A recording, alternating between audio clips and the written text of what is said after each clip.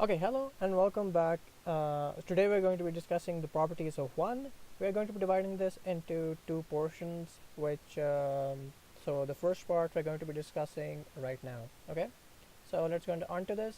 There are going to be a total of 7 properties that we're going to be discussing, out of which, yes, by no means are these any standard. I just found them in my research from Google. Uh, and these were like the basics that I studied. They may be the standard, I don't know, but I'm just stating that I'm not saying that these are any standard. Okay, so the first property. What is the first property?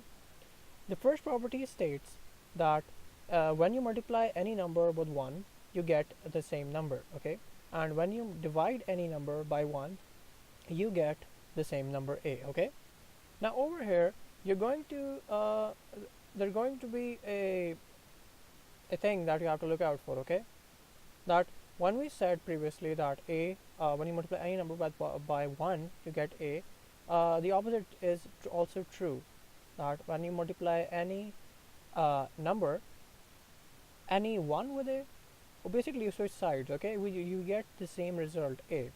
But when as we said previously that when we divide any number with 1, you get a, the same is not true over here when we switch the positions over here in the denominator side. Okay, so this is not going to be equal to a.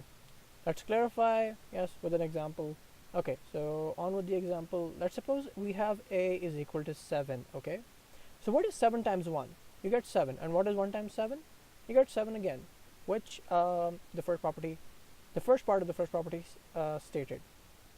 Let's say we do the division part.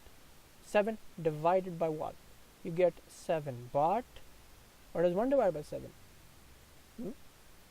Okay, so this is not going to be the same. I googled it. You can also use a calculator. This is a very long number. I just took four digits out of it.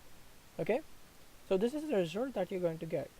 Now, this is not 7. This is not a. Okay, so you have to look out for that. On to the second property. The second property states that when you raise 1 to any number, basically what is 1 raised to the any what is 1 raised to any number actually mean? It means, for example, if a is equal to 2, it means you multiply 1 with 1 again. Okay, which results in you having the answer 1. Okay, and what if a is equal to 3? You get 1 times 1 times 1. Okay, which is actually equal to 1 again. Now we use an example to clarify what we mean. Let's suppose we have a is equal to 3. We raise 1 to the third power, and according to the property we get 1. Why do we get 1? Because we're basically multiplying 1 times itself. How many times? 3 times, because a over here is equal to 3, and we get the answer 1. Now the third property states that 1 is a divisor of every integer. Exactly, what the hell does that even mean? Okay, so we're going to take the example of 4. Okay, and we're going to say that what are the numbers that make up 4? Like what? Not like literal numbers, like what numbers can you multiply to get 4? Okay, so what are the numbers that you can think of that make up 4 over here? There are multiple possibilities. One of them is 2 times 2. Another possibility, 4 times 1.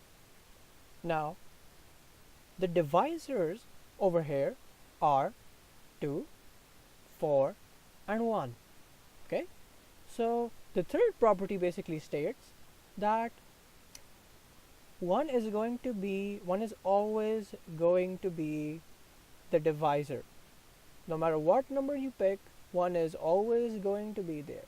That is the third property. This is basically what the third property means. Okay, so don't get confused over here. It just means our 1 is going to be over here. It's always going to be present. Okay, now the fourth property. Now the fourth property states our 1 is going to be the smallest positive integer that you can think of. Now let's take our number line and let's put the integers over here. Okay, so on the left side of 0 you have the negative integers, and on the right side you have the positive integers. Okay, and so what do you actually see? You see the 1 is the first number that you get when you move right. Okay, and that is basically what the fourth property says, that 1 is going to be the smallest integer, positive. And I think negative 1 is going to be the smallest, like negative integer or something. And that is the end. Thank you for watching, and I will see you in the next video. Thank you.